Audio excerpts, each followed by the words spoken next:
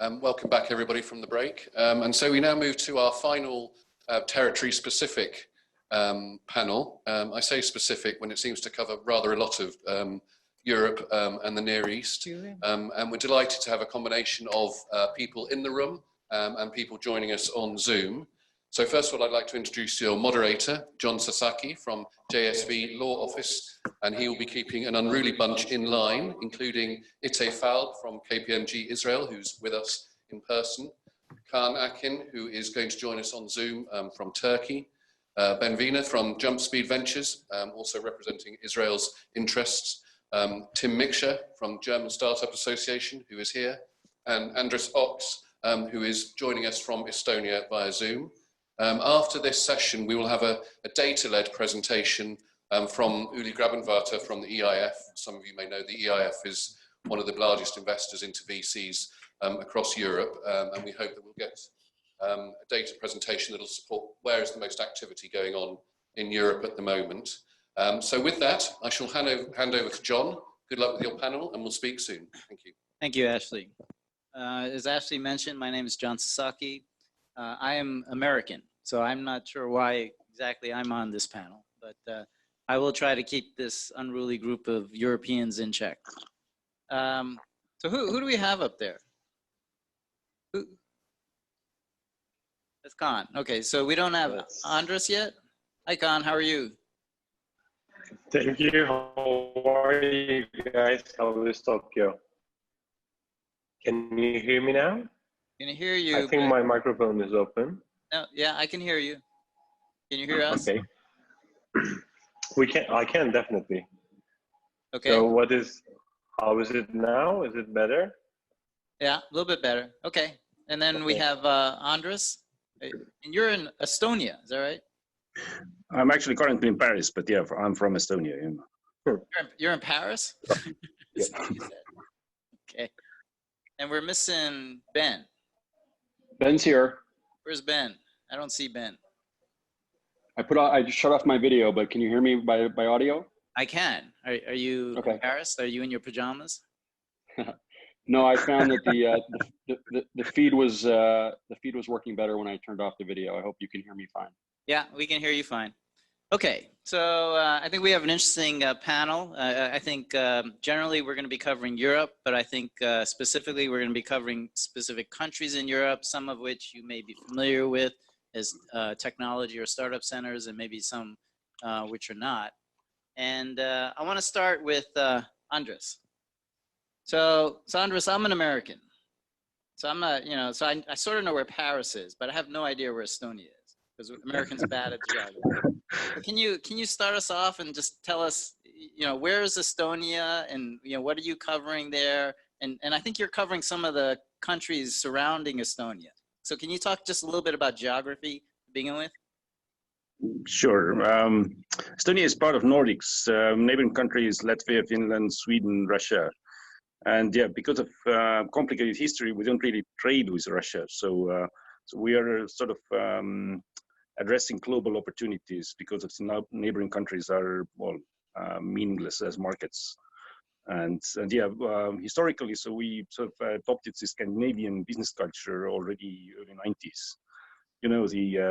Well, if you're honest and hardworking, you will be successful type of thing. So yeah, and then this has helped us to be one of the fastest growing countries in the world, or at least in Europe. And yeah, interestingly, we share quite a bit of culture with Japan as well. So for instance, communication style is similar. It's perfectly okay to have long silent pauses during meetings, and yeah, we are hardworking and loyal. So I mean, yes, this story of Hachiko the dog resonates very well here. So Estonia is part of Scandinavia, or it's next to Scandinavia? Is that right? I mean, well, we strive to be Scandinavian, and we, from several perspectives, we have reached parity with Scandinavia. So especially from this startup perspective, yeah. So yeah, and we as investor, we do cover Scandinavia, Baltics, Poland, Czech Republic. Interesting. Okay. So, okay. So, and you're an entrepreneur turned venture capitalist. Is that right? That's correct. Yeah. Okay. So Estonia, I think a lot of people in the audience, I think we're familiar with Estonia. I actually have a client of Estonia in Estonia, so it's actually good to know where Estonia is. But yeah, I think people have heard about Estonia, but maybe they don't know a lot about what's actually going on in Estonia. So maybe Andres, you can start us off by talking about what's happening in technology sectors, in particular digital health, and maybe about the startup scene in Estonia and Scandinavia. Sure. I mean, Scandinavia is a known global innovation powerhouse already for decades.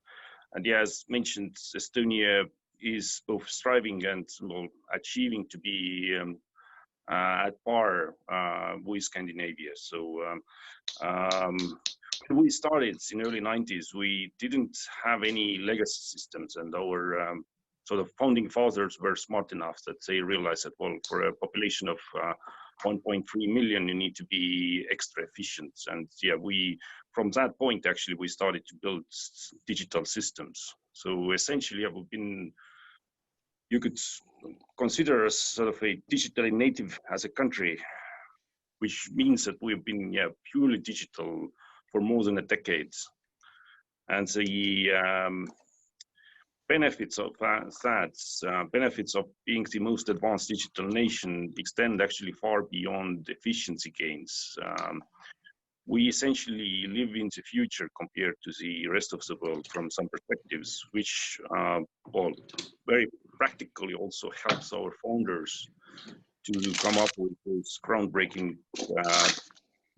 truly global ideas just based on that experience, and we'll roll them out in the rest of the world. So how about the startup community? Is there a really strong startup community, a lot of startups there? Sure. So historically, it starts actually with Skype, which was, well, one of the early successes of Europe, actually, and we share that with Sweden and Denmark. It's a great role model for us, meaning that, well, for every new startup that we look at, we also think from the perspective that, well, can this be the next Skype? Meaning that we are, well, looking for those truly born global types of opportunities.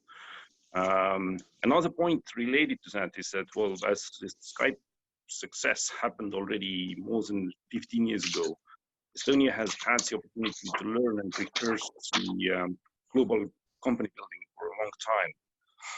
And by now we've sort of built this knowledge into our ecosystem broadly. So yeah, it's one of the longest experiences really in Europe with such company building. And yeah, that's, well, definitely part of the story that, well, those truly successful companies can come from anywhere. And yeah, we built on top of this quite a bit already. So we by now actually have 4 Estonian unicorns, which for a population of 1.3 million is quite special. Yeah. So, and yeah, we're currently witnessing this third wave of startups after Skype, and yeah, all of this really has been fueled by international investors. We've our own investment strategy has been built on this quite a bit as well. So when we started about 11 years ago, we really, well, wanted to open up the country to international investors, and we started because of my own previous. I studied in the US, so my main focus initially was to bring in US investors, and yeah, some of the very top US investors have invested both in Estonia and in my portfolio companies. So and then, well, London Tech City happened, and yeah, during last 5 years, Japanese investors have really discovered the opportunity, and yeah, with many deals with Japanese corporates and investors here. They are looking not just from the financial return perspective. They clearly are here to take the advantage from the, well, learning about the future about our digital society more broadly. Interesting. And so your fund is an early stage investor in companies in the area? Yes, I mean that is the opportunity.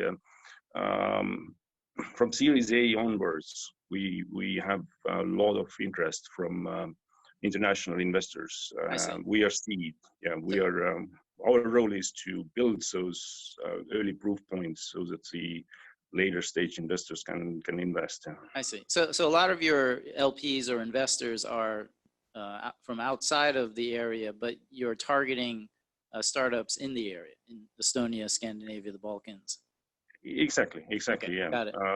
Yeah. Both our co-investors are mostly international, also Japanese, and yeah, even one of the Japanese family offices, Mistletoe, has invested into our fund as well. So. Interesting. Okay. All right. So let's. I want to jump now to another country in Europe that maybe the audience is not so familiar with as a technology center or a startup center. So, Kaan, can I ask you to talk a little bit about what's going on in Turkey? I Sure. actually have no idea. Yeah. Okay. I mean, there are actually a lot of things happening right now. Can you hear me well? Just checking the microphone. Yes, we can hear you. Okay, perfect. So Turkey is a good place to do your tech business right now. In terms of like unicorns, we had Trendyol, one of the e-commerce websites started in Turkey that was acquired by Alibaba roughly for $1 billion. So you can count that as first Turkish unicorn, but we also had Yemek Sepeti, $600 million. Zynga actually acquired two of the big gaming companies, one of them for like 300 and partially the other one was $100 million, but they bought like 20% of the company. So honestly speaking, there are a lot of things happening. For last 2 years, a lot of things also happened in Turkey in terms of like economical stability things. So we see a slow decrease, but we already had some other alternatives. For example, government is right now injecting 400 million Turkish liras for venture capitals who are raising funds, like a co-investment fund. And roughly you see like $100 million to $200 million per year invested in Turkish companies. And on my point of view, I will let you know about like early stage. Maybe you are going to ask something. Okay, and your background is engineering, and now you're running an accelerator. Is that right? Yes. Okay. So yeah, please go ahead. Yeah. So I was going to say, so correct me if I'm wrong, but I thought the accelerator had some sort of government aspect to it. Is that government funded, or is that part of the government support that you mentioned earlier? No, not actually. So okay. A little bit about me. I'm an engineer. I worked in a startup in France before. Then I joined PepsiCo. Then maybe you guys know Yandex, the Russian Google. I think that they're like $20 billion right now. So I was in charge of digital marketing. Then I actually worked in two venture capitals. Actually, one venture capital firm. The other one was private equity. 4 years ago, I established my own accelerator. Accelerators doesn't really need to have a governmental aspect, and ours is non-governmental at all. Accelerators generally invest some money. We used to invest like $10,000 to $25,000 per startup, plus the space that we have in a co-working space, plus the Google credits, IBM credits, all of our partners around the world, which is like another $100,000 in terms of perks.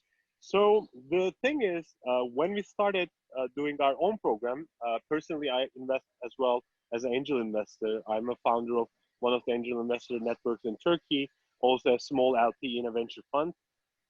When we started, actually in the world, corporations started to do a lot of showing interest in startup world. And then we started to work with PepsiCo, Red Bull. Right now we are working with Visa, Facebook, and all of their like startup programs. And what we are doing is we are creating the strategy for them how to reach out to startups to make them partners or potentially investors soon enough in the roadmap. So right now, headquarters is most enterprise solution company in a way, and we are running several accelerators at the same time with different investment rates, different long periods, and we are doing it not just in Turkey but in a regional way as well. Interesting. And how about Japanese investment? Do you have a sense for whether or not there's a lot of Japanese investment in Turkey? Not actually. We had, I mean, in terms of the big companies, we do have a lot of good partnerships with Japanese companies for sure. Some of them have like R&D centers or big HQs.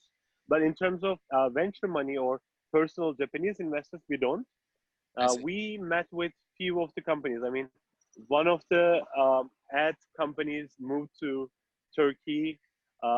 They're quite interested in putting their venture capital in Turkey because for us, Turkey is really good about like advertising technology and mobile gaming.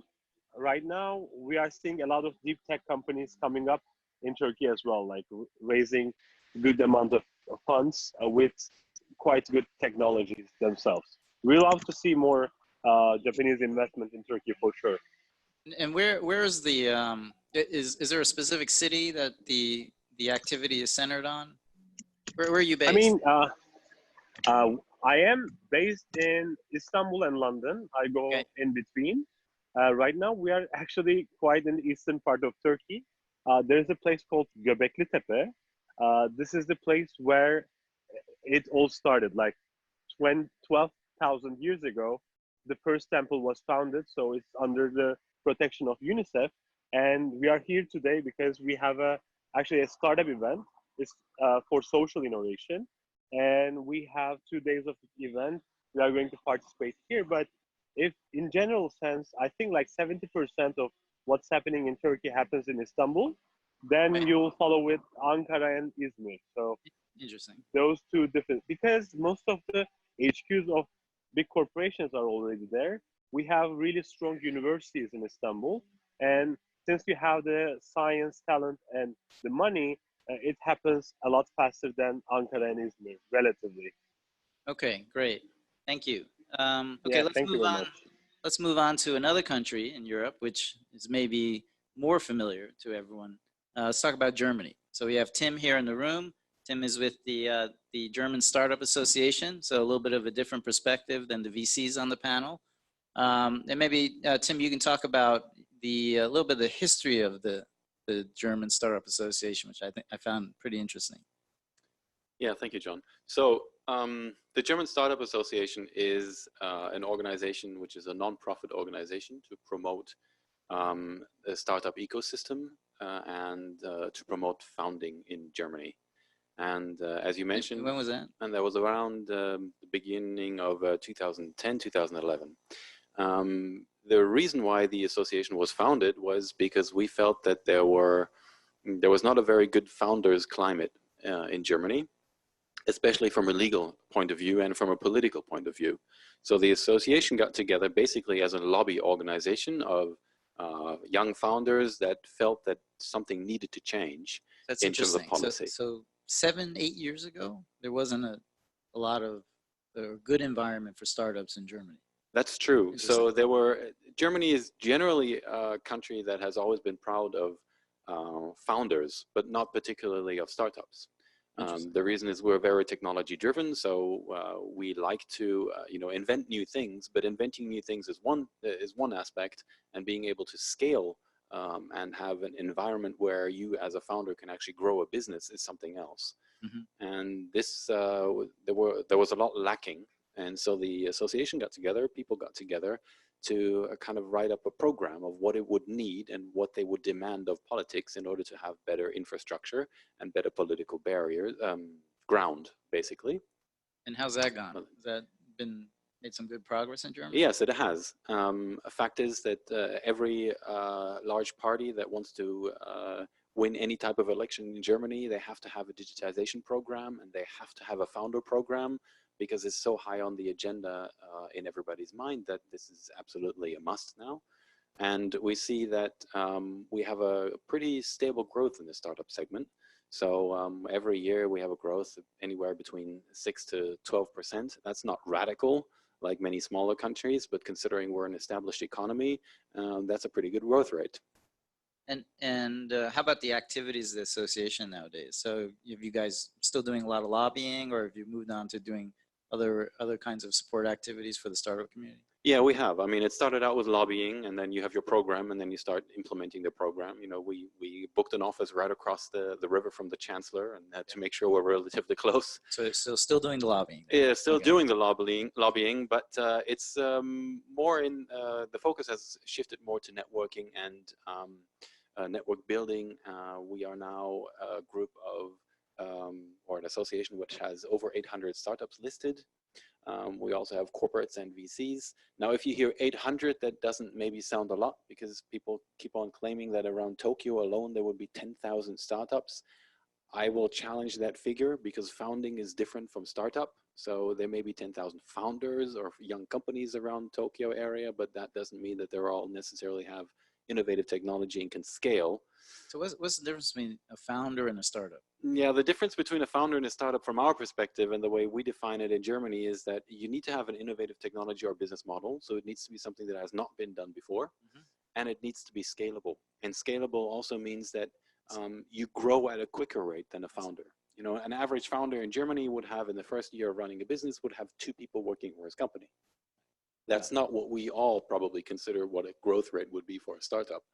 So startups will be anywhere between 15 to 40 people within 1 year. And that will give you some indications. Okay. And again, so what are some of the concrete things that you're doing for, I mean, what could you do for Japanese investors who may want to, who are interested in the German market?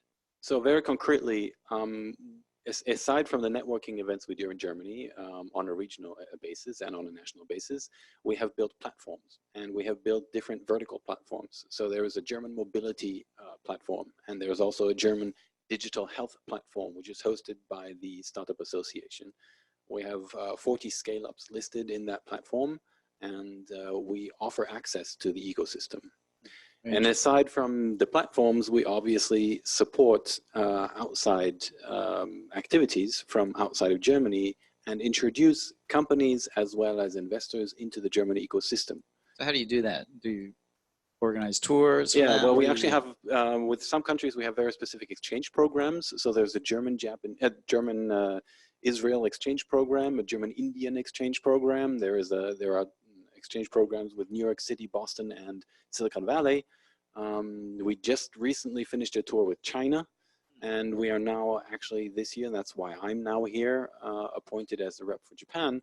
We are now opening our program to Japan, and next year we will have tours to come over to Japan, to Germany, and to visit the German ecosystem. So can anyone join that? I mean, how does that work? You target Japanese investors or so we politicians? We have specific programs. So we will have a program which is targeted directly at investors.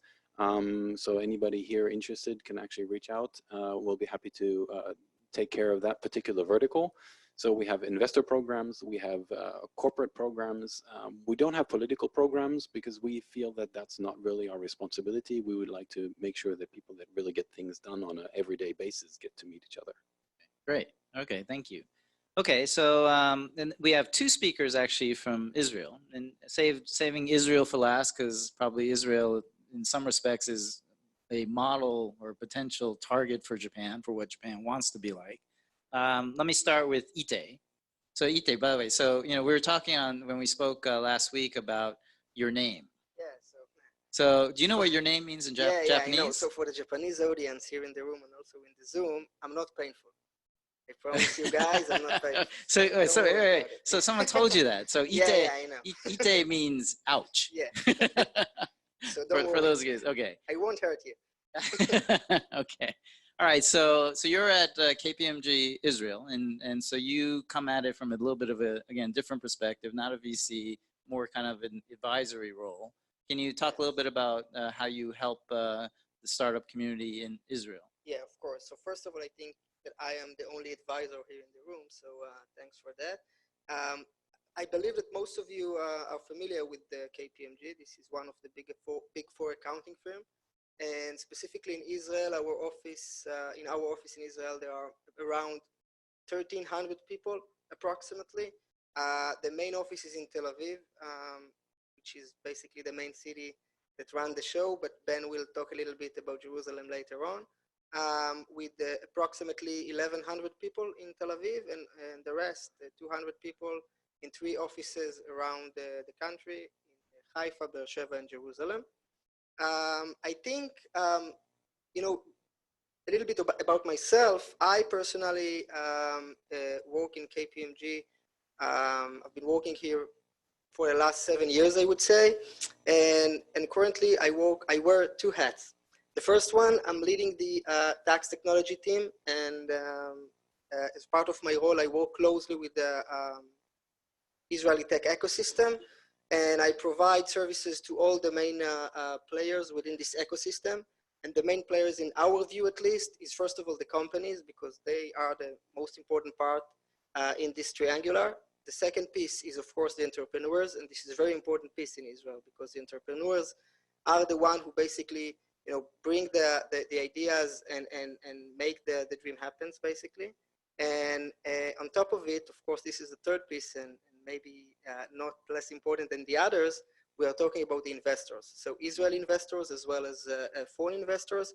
And we see more and more Japanese investors in the last few years. Mm-hmm. So this is why 1.5 years ago, we decided together with KPMG Japan to establish our Japan desk in the Israeli office. Mm-hmm. And I think this is a very important thing to mention here, because we found out that the Japanese investor, or the character of the Japanese investor, is a bit different from many other investors that we see around the world. So this is not that we have in KPMG Israel a specific desk for each country, but this is a very unique thing that we have. Interesting. So that's Japan. For some reason, Japan is weird, and so you figured you had to establish a separate desk for them? It's not weird, but I think we see a growing interest from the Japanese investors in the Israeli market. Right. And I think there is a culture gap between the Japanese investors and the Israeli entrepreneurs and the Israeli tech ecosystem. Okay, so what's the biggest one? If you have to name one? Yeah, so the biggest one, I think, is the way of thinking and the way that we deal with the, I would say, challenges. If I would take a typical Israeli entrepreneur, so we will do our best to achieve our goal, and probably we will fail along the way. Mm-hmm. And then we will get up and try again and fail again, and we don't fear to fail. Mm-hmm. However, when we work with Japanese clients or investors, this is exactly the opposite. They try to analyze everything thoroughly, even in some cases so thoroughly that at the end of the day, it's very difficult for them to come to the conclusion whether or not to invest. So how do you help Japanese investors to overcome that? So I think, first of all, what we try to do is help them to understand their needs, because this is the most important thing. Because even they try to analyze everything thoroughly, I'm not sure that they fully understand their needs and how they should look for their best of interest and their needs in the Israeli market. So we help them to put everything in a proper plan and see how to meet their goals and expectations from the Israeli market. Then, in the second phase, and this is very important as well, we help them to identify the interesting or innovative and disruptive Israeli technologies and companies. And I'm not sure if we would like to touch this one now or maybe later, but the Israeli tech ecosystem is huge. We are talking about approximately 6,000 companies in different stages in various sectors. So it's like a blue ocean. To find the right company in this blue ocean is very difficult, even for Israeli investor, not just for a Japanese investor. And how much of that is in Tel Aviv? So 6,000, that's the whole country, right? Yeah, so yes, 6,000 is the whole country. I think 80% or a little bit more than that is in Tel Aviv, but, and this is a big but, and I believe Ben will elaborate a little bit about it later, but Israel is a small country. We're talking about country, which, you know, at the end of the day, 600 kilometers from the north to the south. This is it. Mm-hmm. So even most of them are in Tel Aviv. I believe that it's not a big issue, and I would suggest to Japanese investors to look at it in a different point of view, and maybe to suggest a different angle. I think the best way to deal with the Israeli tech ecosystem is to try to analyze it based on the technology perspective and maybe sector perspective, because this is a little bit more efficient.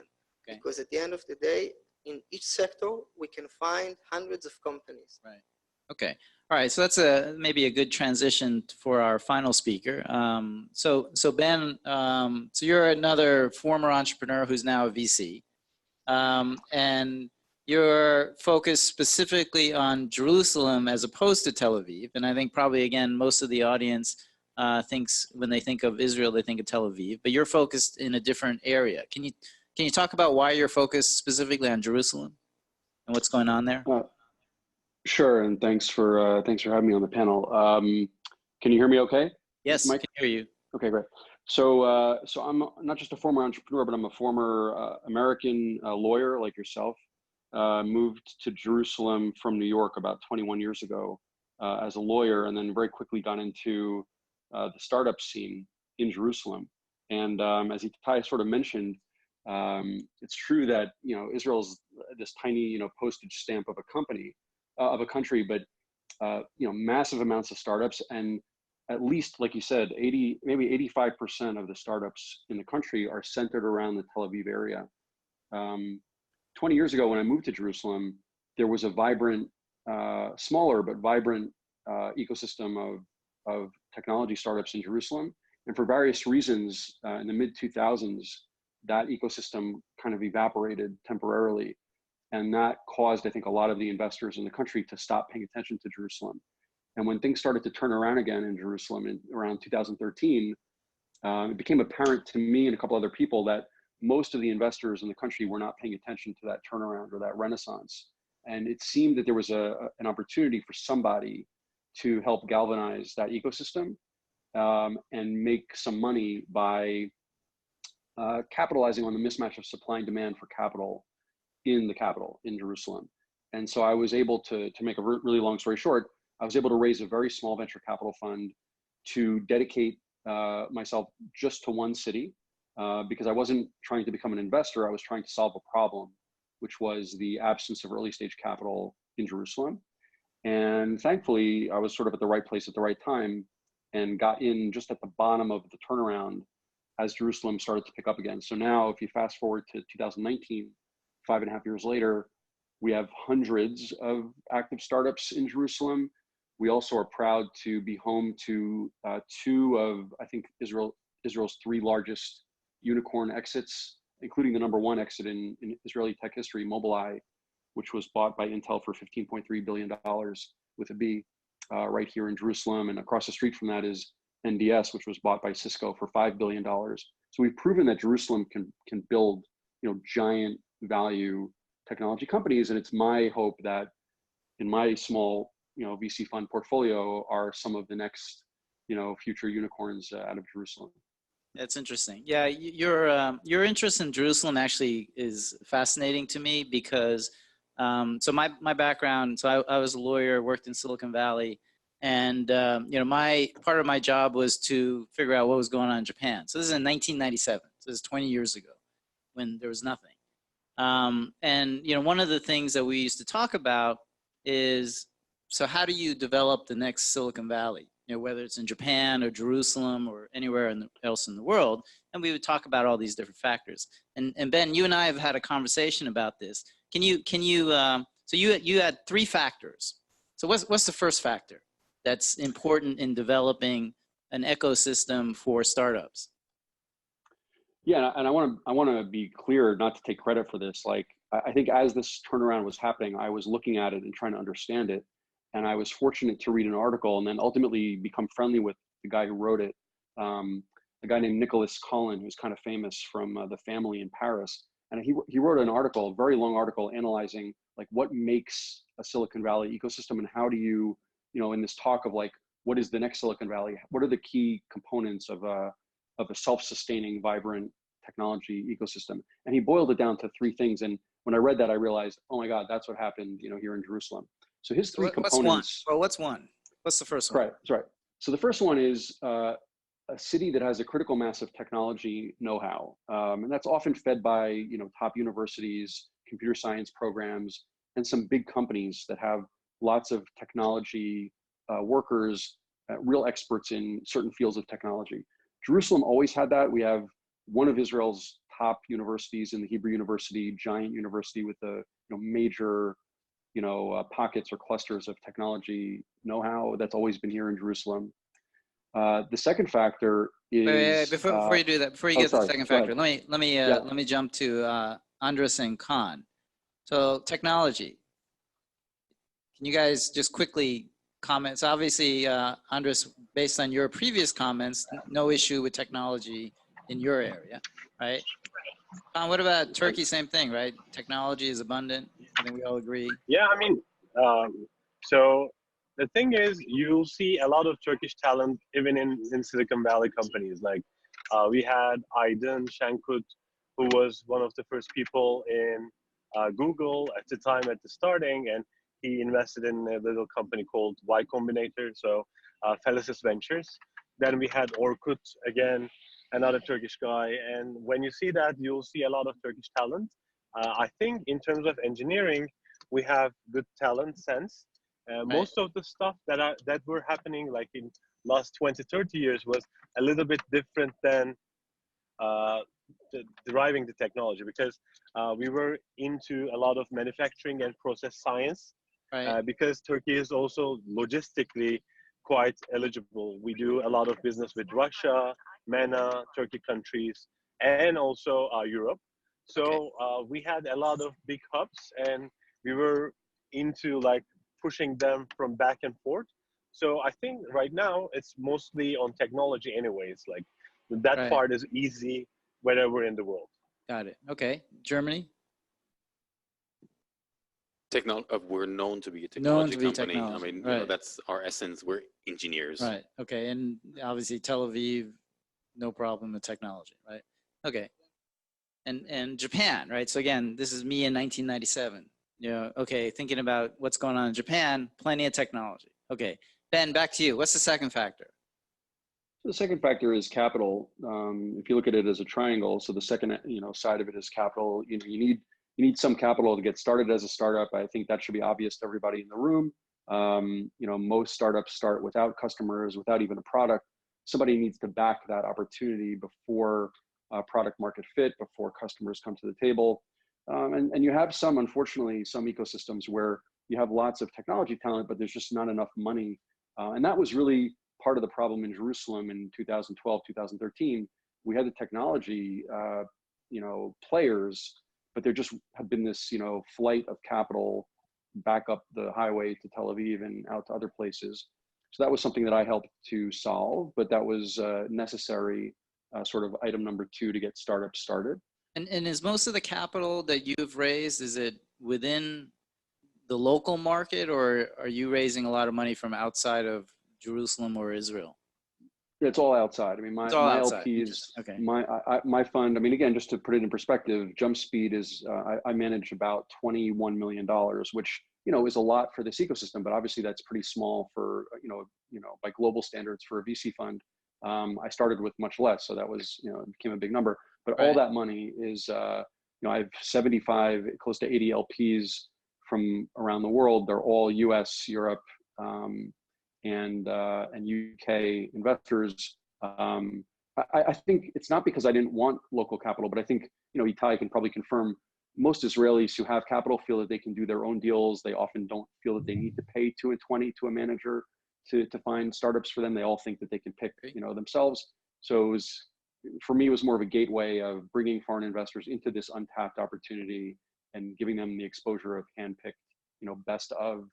And that's why I gravitated towards overseas investors. There's also, as Itai knows, tax advantages, VAT advantages for, managing outside, foreign money rather than Israeli money. So all those factors contributed to like a 99% foreign investment makeup in my funds. Right. Yeah, I think that I fully agree with Ben, and I think the really early stage investments are done by angels and private investors, and then the second layer, which is the seed and also round A, is usually backed by VCs, Israeli VCs with foreign investors. And then from, I would say, round B and on, around 20 million and more, then we see the real foreign investors, the foreign VCs, the corporate VCs, and others get into the game. So this is I think the life cycle. Interesting. Okay. And Andres, going back to you for a second. So I think in your comments, you mentioned that you have quite a bit of foreign investors in your fund as well.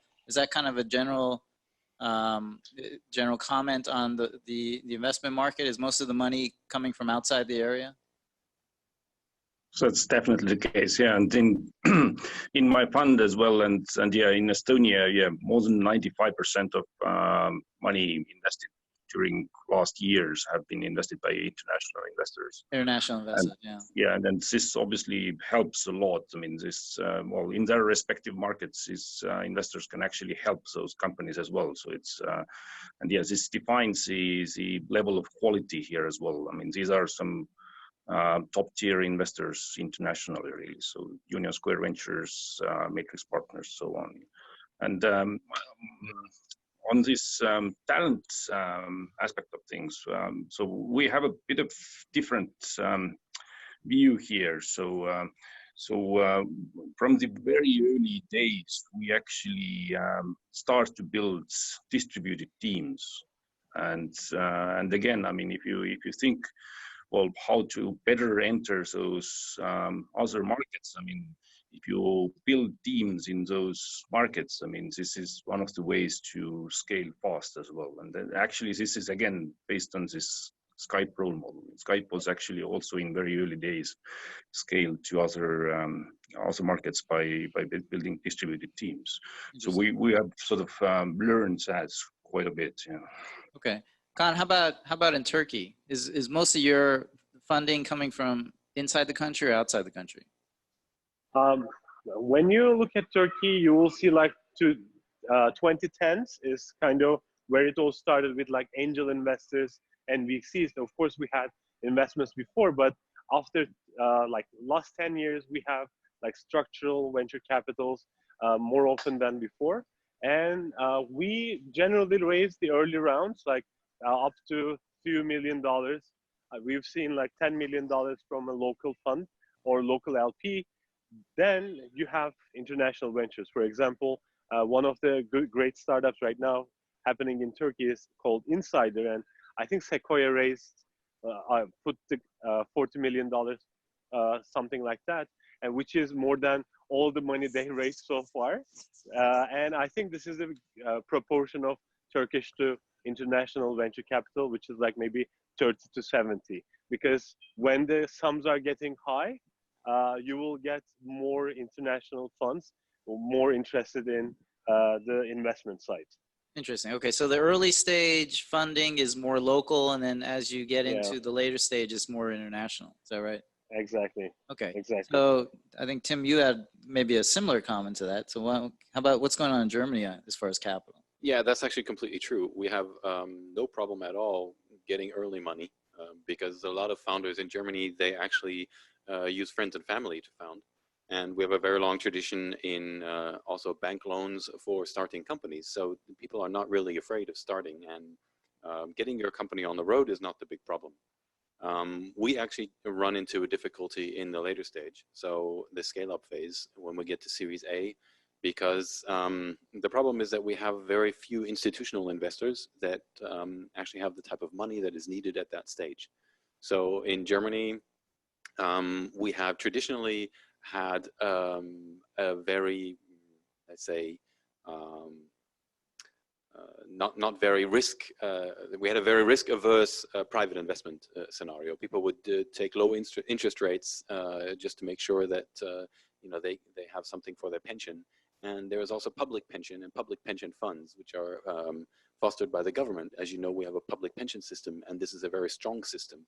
Now, these pension funds, they need to make sure that their money lasts for a long time, so they are also very risk averse, and that leads to the fact that they distribute their money into less risk investments, and thereby we are missing large funds that would put large types of money into scale-ups, and that is actually a big problem. We just had recently, last year, an investment into one of our unicorns, Delivery Hero, and actually the largest investment into Delivery Hero was from South Africa. Oh, interesting. And so that's actually a structural problem. Right. But as we're sitting here in Japan, and we do know that there's quite a lot of money lying around in Japan, There's a maybe lot of, that's actually an right. opportunity we Right. should talk about. Yeah. So Yeah, no, go ahead. yeah. So yeah, again, just going back to my original train of thought on this. So again, looking at Japan in 1997, right? Okay, Japan's got technology. Japan's got capital. What are you gonna say? Okay.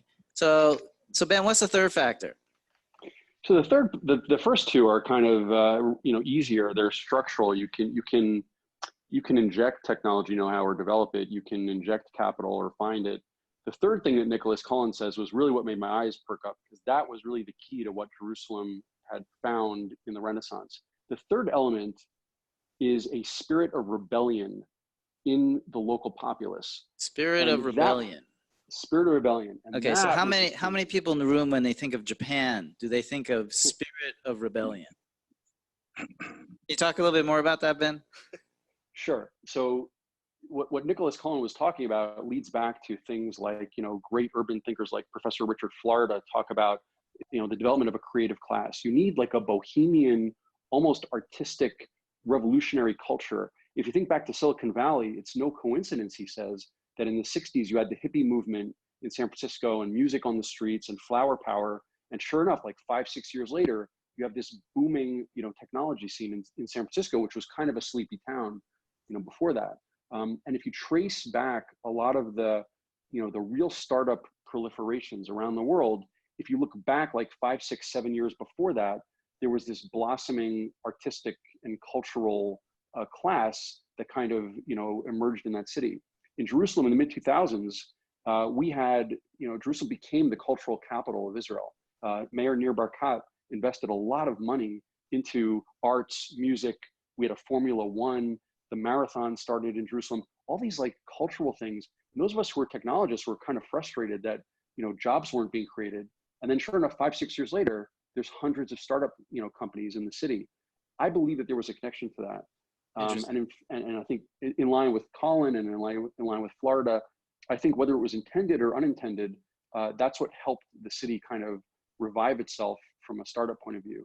And in fact, I think I'll just tell you the New Zealand story. I think, Jerusalem's now on the map, and we have been ranked as one of the top, 30 technology startup ecosystems in the world. Tel Aviv is like number 6. Silicon Valley is obviously number 1. Because we've sort of been recognized as this like resurgent ecosystem, we get visitors from all over the world who come to sort of plug into the vibe and learn our secrets. And we tell them, it's not, you can't just drop, powder into water and create an ecosystem. So this woman comes to Jerusalem all the way from New Zealand, from a university, and she meets with me and she says, university's giving me $2 million and we have very little startup activity. So we're going to take $2 million or $4 million, I think she said, and we're going to create 200 startups. We're going to fund 200 startups and we're going to build a technology ecosystem. And I said to her, with all due respect, ma'am, I think you're going to lose that money. And I'm going to tell you what you should do with the money. She said, well, what should I do with the money? I said, you're going to laugh, but I'm dead serious. You should fund 200 rock bands. And she said, did you say rock bands? And I said, yeah, you should fund 200 hard rock bands in your city. And 5 years later, you will see 200 startups. That there's a connection between the revolutionary artistic culture, and you can't just throw money at the problem. You have to make sure that you have this vibrant revolutionary culture, and then the startups will come. She walked out of my office with her head spinning, and I'm not sure that that's what they did, but I really believe that that's the key to this whole thing. And that's why it's so hard to just try to throw money at a city or throw money at an ecosystem and try to create startups, because there's this third angle that's difficult to create. It has to sort of be nurtured and be ground up. And that's what we had in Jerusalem in, the last decade. Right. Okay. So how many Japanese investors do you think are willing to fund Japanese hard rock bands? Anyway, okay. I don't want to spend too much time on this. This is kind of like, something of interest to me, but we're running out of time. So I'm going to skip the fourth factor. I want to move to, let's focus more on the Japanese CVCs now. Okay, let's talk about. Do you mind me adding one thing though? Sure, go ahead. Because I thought it was very interesting what you said, Ben. But I think there is also a cultural aspect in general. It's not only about rock stars and investing into rock stars, and then from rock stars you will get innovation.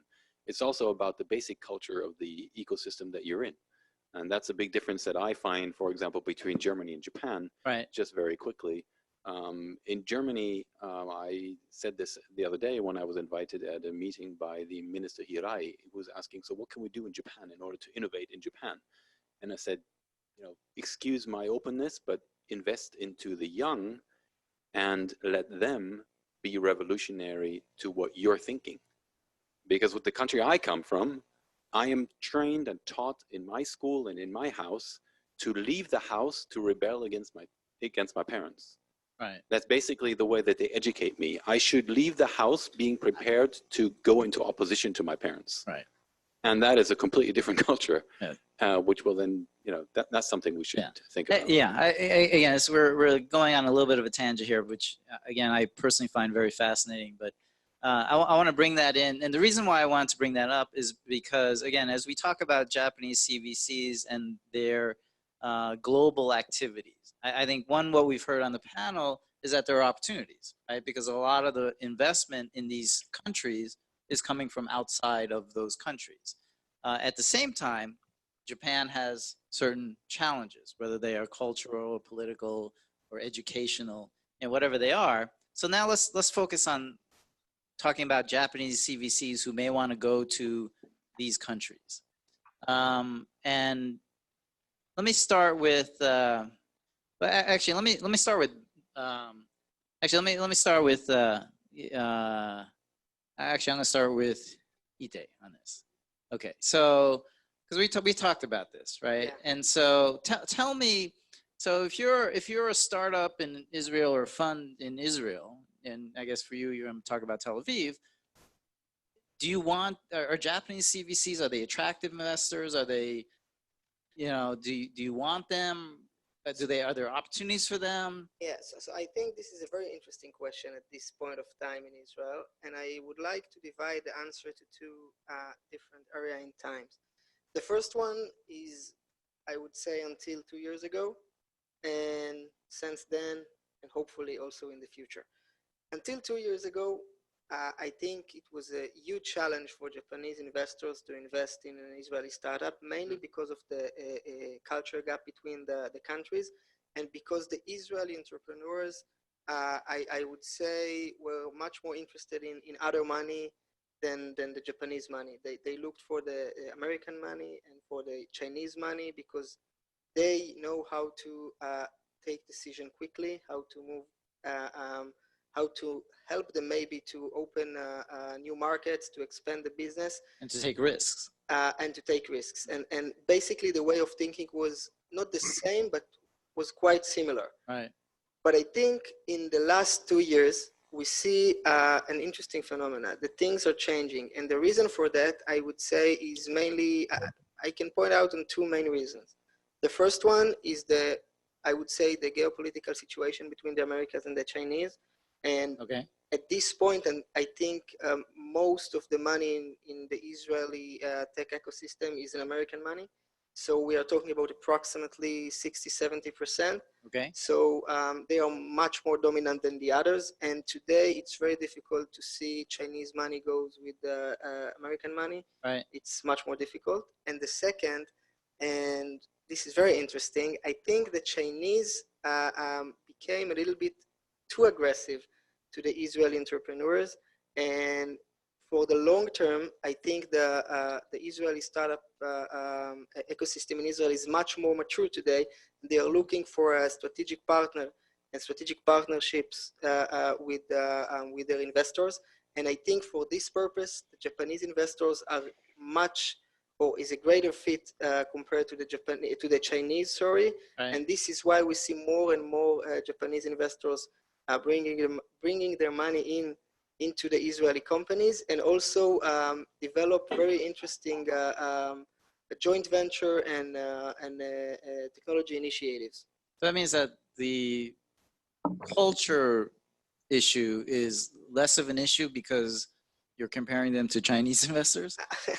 I think yes, and I think at the end of the day, we're talking about two economics that, based on or behaves like like an island, even though we are not an island in Israel. We're Right. surrounded by enemies, Right. in our view at least. Right. So Right. it's very It's an island mentality. yeah, Yeah. it's very similar to what we see in Japan. So Yeah. I think it's very interesting, but we would like to see more and more Japanese investors, and we welcome them, and also the startups welcome them, which is more important. Andres, you also deal with a lot of Japanese investors. Do you have any specific thoughts on how Japanese CVCs would be viewed if they wanted to invest in companies in Estonia? Oh, they've been investing here. Yeah, I mean, over 5 years, well, Rakuten has invested into my portfolio company, bought another one, Global Brain entity, Docomo, Mistletoe. So yeah, they've been very active. Mitsui has been here. And yeah, I mean, part of the story is that, well, one of the strengths of our local system here is that, yeah, we are very open. We're not just for capital, but for people as well. So yeah, our startup community is quite international already, and yeah, we're actually welcoming those CVCs and investors here. So by the way, Marubeni recently sent one of their guys to reside in Tallinn to chase deal here, and they're actually covering Europe from Estonia. So right. Yeah, so we sort of really try to help them to be closely connected to every aspect of our local ecosystem here. And do you have advice to, in your experience, based on your experience, do you have advice to Japanese investors or CVCs who may want to invest in Estonian funds or startups? I mean, sure. I mean, we've been working with them quite a bit. Yeah. So I think the easy selling point that usually the Estonian or European startups initially don't realize that, well, Japanese investors actually can help them not just in Japan, but in Asia in general. So that's one of the easy selling points that should be stressed. Right. Another one, yeah, I mean, as I guess many of the CVCs, I mean, their actual goal is for their own digital transformation of the corporation. So if you do few deals, this might not give you the holistic view of the whole tech or business model innovation. So it's so what we are also happy to do is to give like a further insight into the marketplace, not just few deals with our portfolio companies and stuff like that. Yeah, actually, that's an interesting comment that you mentioned about having access to Asia or Japan. Well, one of my experiences with Japanese CVCs is sometimes they're too modest in some respects. So like Marubeni. Marubeni is one of the largest companies in the world, right? They have huge trading company, right? And when they want to invest in other countries outside of Japan, it's almost like, oh, but we're Marubeni, we're nobody. It's like, no, but if but you guys are huge in Japan and you're huge worldwide, and if the goal is for an Estonian startup company to access the Japanese market, well, yeah, you're a pretty big player, right? And so that mindset, I think, is something that sometimes is lacking. And again, I'll phrase it as saying that Japanese investors are too modest. Just wanted to add one more thing about the numbers of the Japanese investors in Israel. So we are talking about approximately $1 billion in 40 different deals in 2018. Yeah. And we expect to exceed the $1 billion in 2019. So this is a huge amount of money. Billion, right? Yeah. This is a huge amount of money. Yeah, right. And yes, and I think it's very important for the Japanese audience to understand that they are not the first. So, Tim, you have a thought on that? Yeah, my thought is that Germany is actually wide open for Japanese investment. Yeah. And describing this situation earlier, that we don't have a lack of early stage investment, but more the later stage, I think that actually would go towards the kind of also maybe a little bit more risk averse investment strategy that Japanese CVCs and VCs might have. So basically, come to Germany because we've eliminated the risk already because we do all the seed funding is already done inside the country. Okay. But come, and those that are already on the way to scaling up, invest into those. And in regards to our Japanese investors, welcome. We talked about this earlier. It's very important for you as a scale up to consider who do you want as a strategic investor, and how much reach do you want to give one particular investor. And if we talk about that, we give access to my majority share for one particular investor, then of course nobody is going to be happy, because then everybody will fear that you're just kind of just sucked into a large corporate, and that could be any Chinese or American or Japanese. It doesn't make a difference. But if you do it well and position it strategically, Japanese money is very well desired in Germany, because you in Japan have an innovation deficit, but you have lots of cash. Other countries have innovation on end, without end, but they're missing the money. So why not get together? Great. Okay. I think we are out of time. So it's a very interesting discussion. As always, we could go on and on and on, but I think we are out of time. So let me thank the panelists for very interesting comments.